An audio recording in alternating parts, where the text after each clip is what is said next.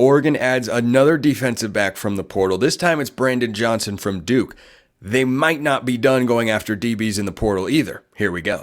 You are Locked On Ducks, your daily podcast on the Oregon Ducks, part of the Locked On Podcast Network, your team every day.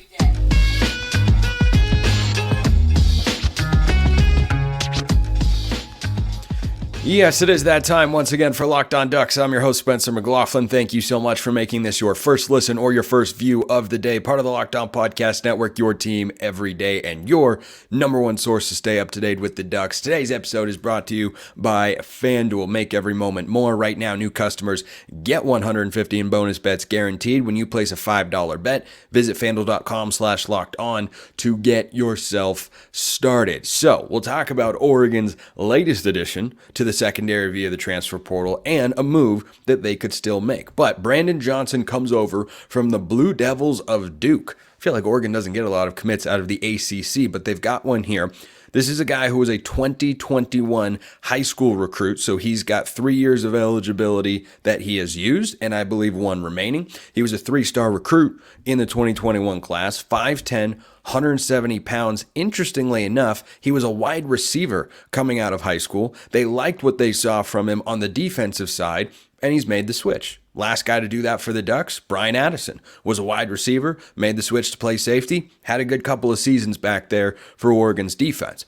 This is a guy who has played, Brandon Johnson that is, a lot of college football. He is supremely experienced. I don't believe you bring in a guy like that who's played this many snaps, who has been as productive as he has been, if you're not going to play him quite a bit.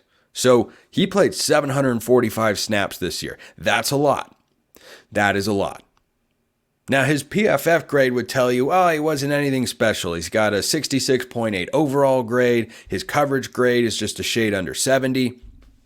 Nothing special, right? What do I always say? Stats are a starting point, not an end point. I think this is a guy who has been brought in because Oregon sees value in what he can bring to the secondary and that he can improve that unit. I think he slides in as a nickel back. I do not think at 5'10" he's someone that plays a lot on the outside. I think he's going to play the role this year, kind of a nickel back, safety, corner, call it whatever you want. This is what I thought Cole Martin was going to be this season for the Ducks. Brandon Johnson comes in with 3 years of college football experience and plenty of production. So according to PFF, he was all ACC in 2023, which is weird because they didn't give him that high of a grade. So maybe the defenses just weren't that great out there in the eyes of Pro Football Focus. But this is a guy who in 2022 was an ACC honorable mention selection. He had 2 interceptions that year. In 2023, he did not have an interception. He did, however, have 8.5 tackles for loss. Pretty big number for a defensive back. He had 2 sacks, he had 4 pass breakups, and 56 tackles. So this is a guy who's seen the field a lot. He has been productive. He is well regarded by the coaches that went up against him over the last couple of seasons while he was a Blue Devil.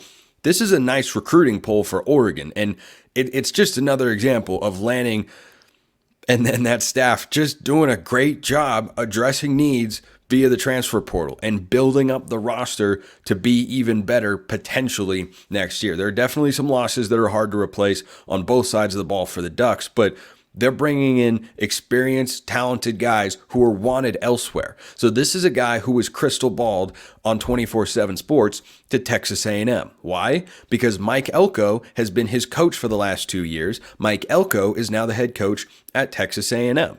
And so this is a guy who Elko, it would appear based on that crystal ball that Texas A&M head coach Mike Elko said, yeah, I want to have that guy come with me to College Station. So what do you say? And he's saying, I'm going to go play for Oregon instead. Now, the connection here is that coming out of high school back in 2021, one of the guys who recruited him was none other than Chris Hampton, who, as I talked about on yesterday's show, is someone that has had Power 5 offers to be a defensive coordinator. He is opting instead to stay with Oregon for next season as a co-defensive coordinator. I think that speaks to how large his role actually is in the building. I think he's been a fantastic hire, and he is the reason that Brandon Johnson is going to come into the secondary next year. So Oregon's just got a bunch of guys. I mean, just a bunch of guys at the corner position. Now, there are different types of corner, boundary, field, nickel. This guy clearly slots in as a nickel corner from what I know about him. And I think that that's a good position of need for the Ducks to have filled. There are going to be a lot of guys vying for playing time. And this is just a general note that I think is widely applicable for the Oregon roster. There are going to be guys who transfer out, and I will not be surprised if either now or in the spring transfer portal window, because Oregon's over the scholarship limit. I believe I saw they're at about 92, and they have to be down to 85.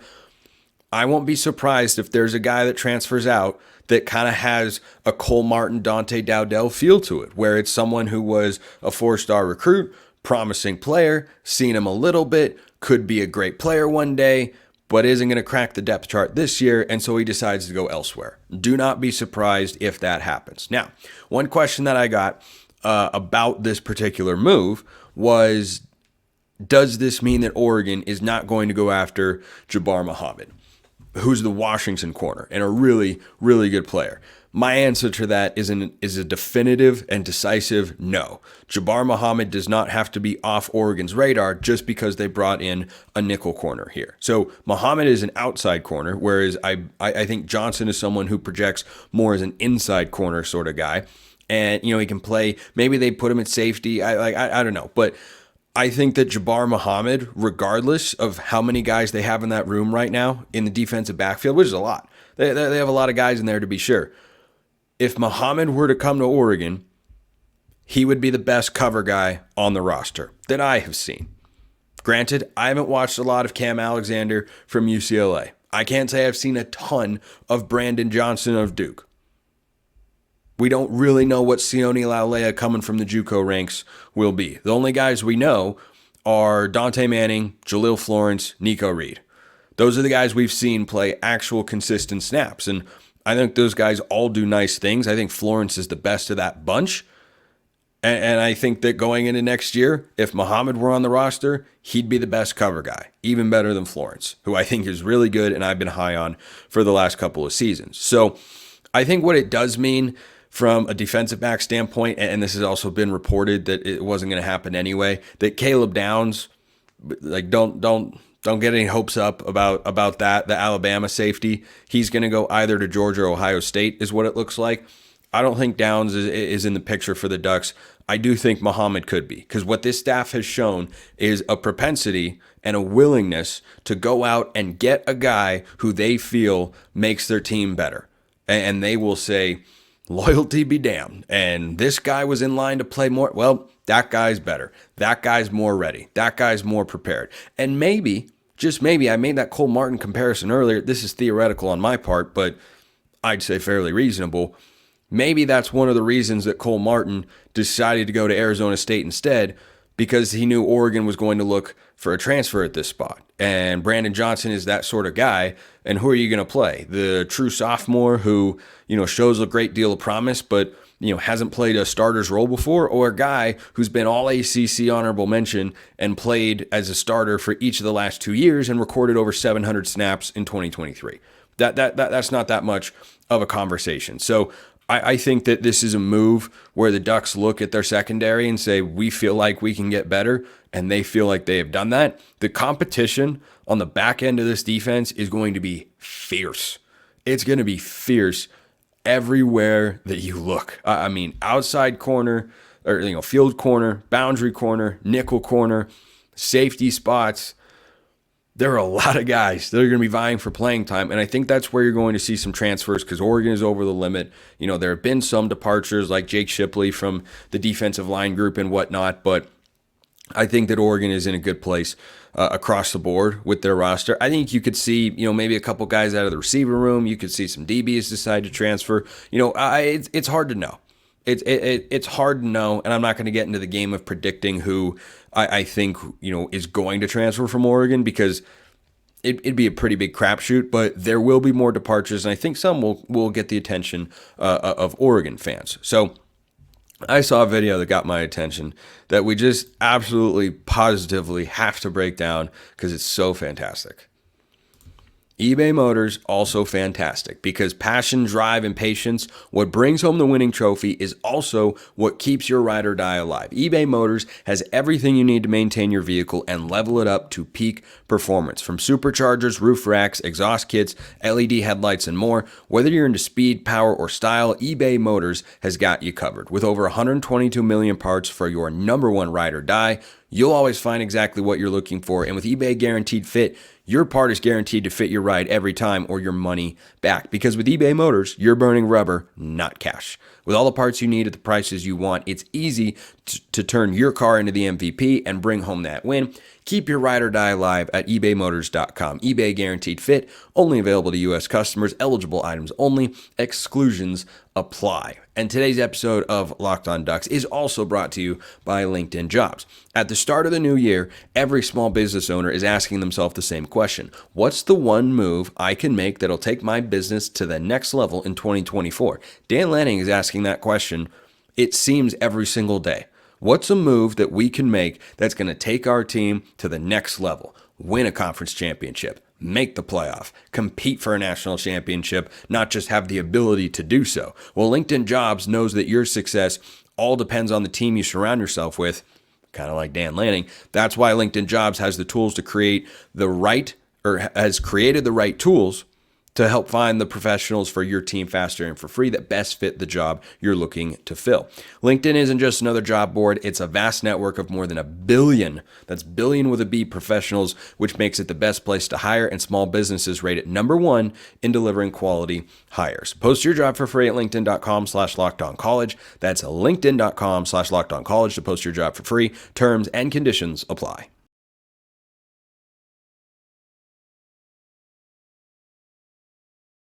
So one of the biggest pieces Oregon has to replace going into 2024 is Jackson Powers Johnson. The good news is that JPJ's replacement is ready and waiting, and I think everyone understands that Poncho Iapani Lalaulu, who played a starter caliber role this year, wasn't a starter per se, but was the first guy off the bench and regularly came in for either Marcus Harper or Stephen Jones throughout the course of a game. That's going to be Oregon's starting center. And he gives off JPJ vibes. JPJ played as a true freshman.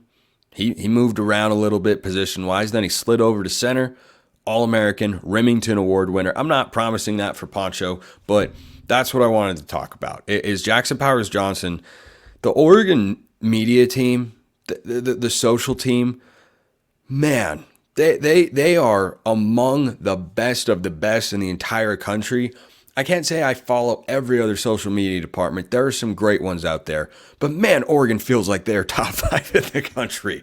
They are just outstanding. So there's a video that got put out that was documenting Jackson Powers Johnson's trip to Nebraska to accept the Remington Award, the speech he gave, and it just showed what a wonderful guy he appears to be, and how great he's going to be in the NFL. He's just a stud of a human, and they cut it up with some great highlights from the 2023 season as well. He's the first Oregon center to win that award ever, and man, Oregon's had some good ones. Max Unger, stud. Alex Forsyth, rock star. Hronis Grasu, All-American. Jake Hansen, really good. I mean, this is that he garnered this award when those guys didn't is a testament to how good he was, because those guys were really, really good. And I hope Poncho is the next center that, we look back and say, man, Oregon just keeps rolling out. We talk about Oregon being running back university, to go from LaMichael to, Thomas Tyner and Royce Freeman and, the CJ Verdell, Travis Dye era and Bucky and Whitty and all these guys and whatnot. Oregon low-key is center U. I mean, Unger, Grasu, Hansen, Forsyth, JPJ, now Poncho. I mean, that's a heck of a run. That is a heck of a run. And the video, if you haven't checked it out, is so worth your time. It's so well done. And it just, it is a great tribute to a great guy and a great player who we are very, very happy to have had as an Oregon Duck for these last 3 seasons. A guy who was, playing a little bit as a true freshman, played more in 2022, and then popped this year and was off to the NFL. And, As a Seahawks fan, they need help on the interior of the O-line. I would love, more than anything, for Jackson Powers-Johnson to be the Seahawks center because that guy's a stud, and he gets all the love and all the reviews and draft grades and everything as he should. That guy's just going to be a stud. That's just what he is. So I thought that was worth mentioning and wanted to give JPJ a shout out there because he's going to be tough to replace, but I think Poncho is well suited to slide over given the experience he got this year. Remember, when JPJ got hurt against Washington and Seattle, Poncho had to slide over, and while the game was still in doubt as that entire game was start to finish, he had to go in there, snap the ball a few times, no problem whatsoever. I think we should have the utmost confidence in that guy at the center position. So go check out that video online if you have not already. Let's go into the mailbag here. YouTube comments, always open. Twitter, at @SMcLaughlinCFB or at LockedOnDucks, DMs and mentions wide open. If you want priority access, you go over to the SUBTEXT community and join the flock. Link in the description below wherever you listen to or watch this show. Free 14-day trial, then it's just $5 a month. Not a requirement, absolutely not. You do get perks over there, and I appreciate everybody that's a part of the flock on SUBTEXT. This question came in from Creating with Code 1630. Question for Spencer and anyone else for that matter. I could ask my dad if you want. The average points per game was a best 45.5 according to ESPN. It was actually 44.2. I think this was before the bowl game, but point stands. The Big Ten leader was Ohio State at 30.5 points per game. Not quite. It was Penn State at 36.2. Maybe that was in conference play, but that's what ESPN had for 2023. How many points per game do you think the Ducks roughly average playing a Big Ten schedule? So Oregon's offense each of the last 2 years has been wildly productive. They were one of the 5 best offenses in points and yards per game this year in all of college football. They were fantastic. Kenny Dillingham did great. Will Stein somehow did it even better. And I think that he's got a lot of tools at his disposal come 2024. When that season kicks off August 31st against Idaho at Autzen Stadium, a game I hope to be at, but can't guarantee that I will be. We'll just see how it all works out. Oregon is going to have plenty of offensive weapons. They're going to have the O-line. They're going to have the running backs. You're going to have a good quarterback. You got a bunch of receivers. You got great tight ends. So Penn State led the Big Ten in scoring offense this year at 36.2 points per game. Michigan was just under 36, and Ohio State was at 30. Now, conversely, in the Big Ten, there were 6 teams who defensively on the year allowed fewer than 20 points per game. In the Pac-12, there were just 3. Oregon was one of them. So I think we're going into a conference where defense is a greater priority. That's kind of the brand of the Big Ten. They play big-time defense. That's how Michigan beat Washington. Their defense was the best unit on the field in addition to the Michigan run game, but Penix and company weren't able to get going. They only scored 13 points. It's one of their lowest totals of the season. So they play big boy defense over there in the Big Ten. That much is absolutely true. They also don't have a lot of great offenses. The Michigan offense was not that good. The defense was great. The offense, very mid. But the defense was outstanding, and they were very good situationally. And Harbaugh's a really good coach.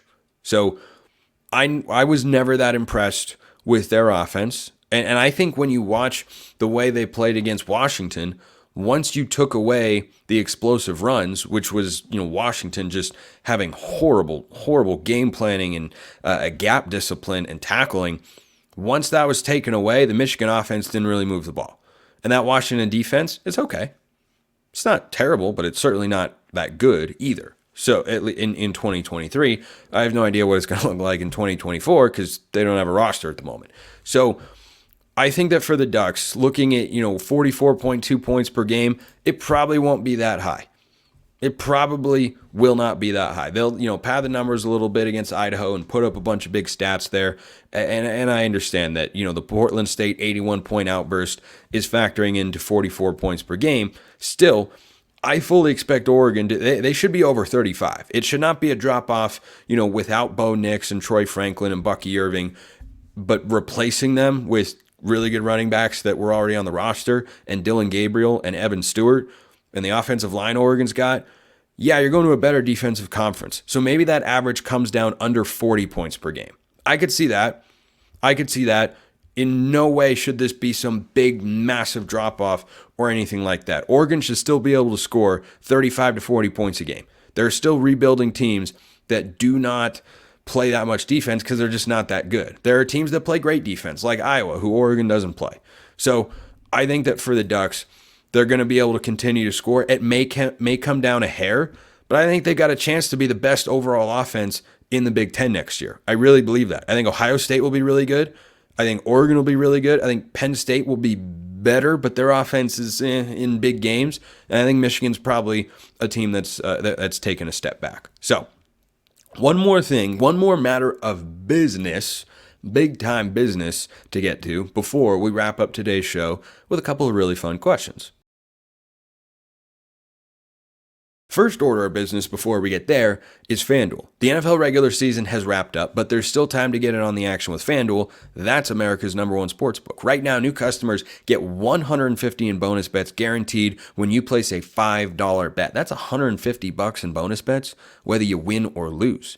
You can get a line right now, this is true, over on FanDuel for Oregon hosting Ohio State -1.5.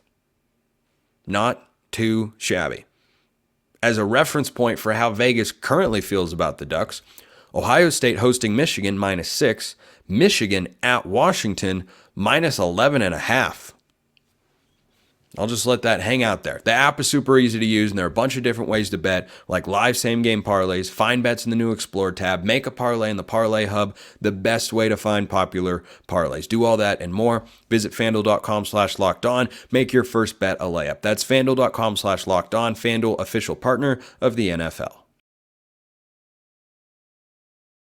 All right, so first order of business is that later tonight, that being Thursday, Oregon men's basketball begins a stretch of 2 games this week in which we are really going to learn what this team can be. Now, Nate Biddle not expected to be back yet, and Folly Dante still kind of on a minutes restriction. So this Oregon team is not at full health. But I've talked about them throughout the year, and I like a lot of things about them. They've improved their shooting dramatically from last year. They had one of their worst three-point shooting seasons ever, and the worst of the Dana Altman era a season ago. They're a much better shooting team. Brennan Rigsby has gone from can't hit a 3 a year ago, I think he was under 30%, to a guy who is now over 40% from beyond the arc. He's absolutely money. Shellstad, great shooter. Kuznard, solid shooter. Cario Oquendo, much improved and shooting a good percentage to this point in the year. Keyshawn Bartholomew was already a good shooter. So Jadrian Tracy, that guy can shoot. Oregon's got guys that can knock down threes. They play hard. They can defend. Shellstad plays great defense, especially for a true freshman. He uses his athleticism very well, and his anticipation is excellent.